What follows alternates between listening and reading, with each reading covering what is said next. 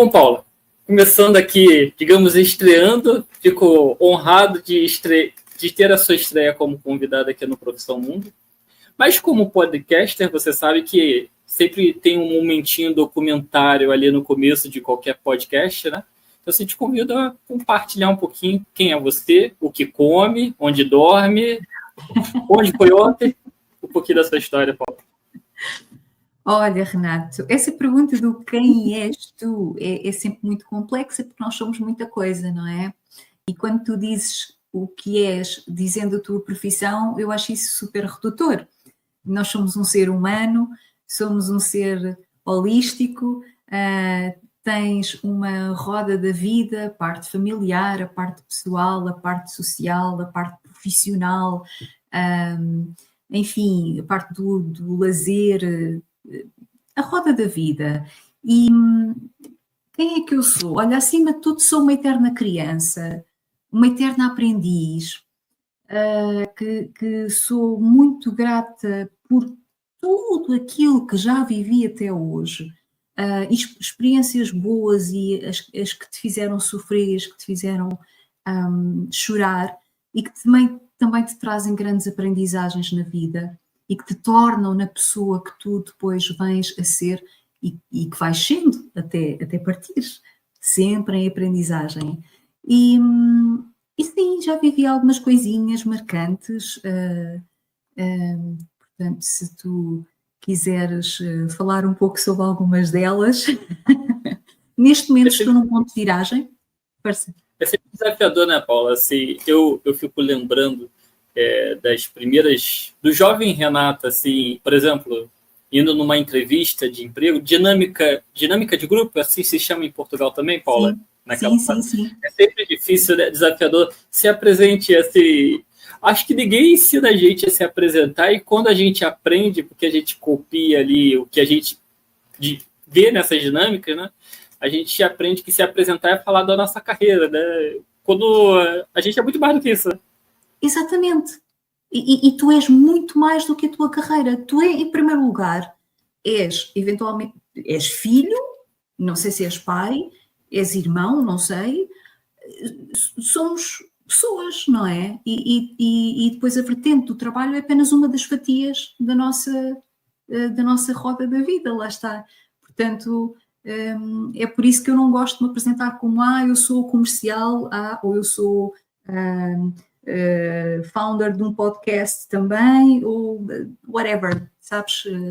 Acho que é redutor. Sou uma rebelde assumida desde criança. Acho que a nossa sociedade é uma escravatura um pouco diferente daquilo que era antigamente, não é? Nós sabemos na história. Mas continua a ser uma escravatura. Apenas agora os escravos não são tratados a chicote. Têm outras coisas que os prendem, como a rodinha do rato. É um clichê, mas é verdade, não é? Então, e em Portugal, não sei se tu sabes disso, mas em Portugal há 80%, salvo erro, de pessoas em risco de burnout. Não é normal. Eu costumo dizer, é um país tão bonito, o Brasil também é, sem dúvida, e 500 vezes maior, mas nós temos uma costa linda, temos um Alentejo também cheio de paisagens verdes, de vaquinhas, de ovelhinhas, de cavalos.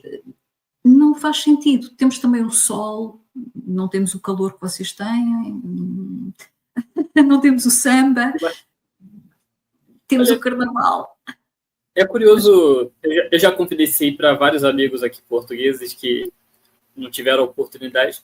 É porque, assim, uma coisa é visitar, né, a turismo, outra é você conviver no país. Eu digo que brasileiros e portugueses são mais parecidos do que a gente pensa, sabe? Esse cenário que você contou agora de somos um país lindo, com várias coisas boas, mas em que as pessoas estão sofrendo por burnout ou ansiedade.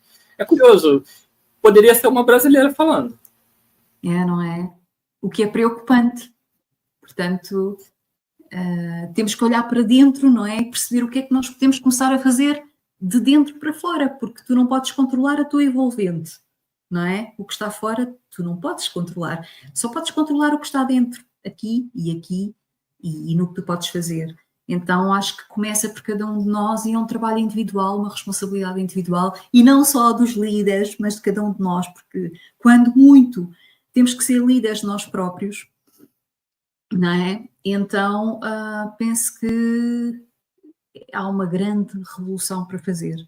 Mas depois temos coisas que também fomentam isso, que é a política e o facto de teres meia dúzia de senhores do mundo a governar o resto da população e a questão de intencional. Eu sou naif, mas aí acho que estou desperta. Ou seja, a pobreza é uma forma de manipulação, não é? Das massas. Se tu mantiveres as pessoas pobres em modo de sobrevivência, corre-se o risco de duas coisas. É elas criarem uma revolução porque já estão a sofrer de tal forma que criam uma revolução, como em Portugal houve a Revolução de 25 de Abril e deitou abaixo uma ditadura. Tinha eu 1 ano de vida. Ou então continuam, esse grupo de pessoas ricas, influentes e magnatas, continuam a controlar as massas a seu bel prazer, não é? E inconscientemente a criar guerras e coisas que não fazem sentido nenhum, enquanto temos um planeta a clamar por cuidar dele, porque é a nossa casa. Mas pronto, já estou para aqui a filosofar muito. Eu penso, assim, já que você trouxe o tema, prometi que bagunçaria o roteiro da nossa conversa. Boa. Que eu penso que, de forma geral, em todos os países, acho que a gente até evoluiu em relação a, digamos, essa pobreza, mas eu acho que a gente vive numa classe média, digamos assim, vou colocar dessa forma, que se a gente olhar a fundo, ninguém está independente de nada, sabe? Está todo mundo, digamos, sempre no limite, não sei, pagar uma conta. Aqui no Brasil a gente fala pagar os boletos, né? Pagar ali as contas do dia a dia.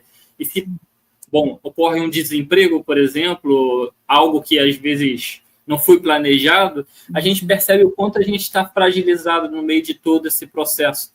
E eu penso que as pessoas precisam de mais educação, mas eu não digo não a educação formal da escola, sabe? Porque que, em boa medida, aí eu estou falando também, claro, mais do cenário brasileiro, as pessoas não têm uma educação empreendedora maior, sabe? Porque a gente não entende isso desde... Porque eu penso principalmente no formato que o mundo está avançando, tecnologia. O futuro do desemprego, e eu copiei isso de um amigo português, inclusive, é o empreendedorismo. É as pessoas aprenderem a criar, assim, a se desenvolverem como pessoas por elas mesmas, sabe? Porque parece que está todo mundo dependente de algum emprego, de algum benefício, de algo que o governo possa fazer. E acho que em algum momento a gente vai perceber que a gente só perdeu tempo dependendo muito de alguma outra coisa. Não sei se eu estou indo longe demais aqui do seu pensamento, mas... Concordo plenamente contigo, Renato, concordo plenamente em 2 pontos em que, primeiro, nós temos que nos desenvolver a nós próprios e saber precisamente qual é o rumo, ou ir tentando descobrir qual é o rumo que queremos seguir, o que é que gostamos de fazer, o que é que nos dá um brilho nos olhos quando nós fazemos, quando é que esquecemos o tempo a passar e quando damos por nós... quando demos por nós, como aconteceu quando eu escrevi o meu livro em 2018, eu começava a escrever à noite, ao início da noite, e quando dava por mim, tinha a claridade do dia no quarto. Portanto, eu escrevia a noite inteira e estava bem, porque fluía do coração. Ou seja, encontrares aquilo que tu gostas mesmo de fazer e depois dares, salvo seja, né, com a contrapartida, porque nós precisamos de viver, né? Ofereces esse serviço ao mundo, ao próximo, de forma a que as pessoas ganhem com o teu serviço, com o contributo único que tu tens para dar, que eu acredito que esse é o nosso superpoder, é as nossas idiosincrasias, ou seja, não há ninguém no mundo igual a ti ou a mim, mesmo quando são 2 irmãos gêmeos ou mais, eles não são iguais uns aos outros. E isso é fascinante. E eu acredito que cada pessoa que nasceu tem um contributo único e especial para dar ao mundo. E se as pessoas tomarem consciência disso e sentirem aquele anelo interior de o que é que eu posso contribuir para a vida, para a minha e para a dos outros. Porque, para a minha, em primeiro lugar, porque eu acredito que o amor próprio, ou o amor começa em nós, no amor próprio. Porque se tu fores uma pessoa feliz, a tua felicidade vai contagiar quem está à tua volta e vai transformar. Então eu acredito que primeiro temos que nos cuidar muito bem, de dentro para fora, sempre. E depois as coisas vão fluindo. Eu acredito muito nisso. E depois o outro ponto que estavas a falar, o empreendedorismo, sim, sem dúvida.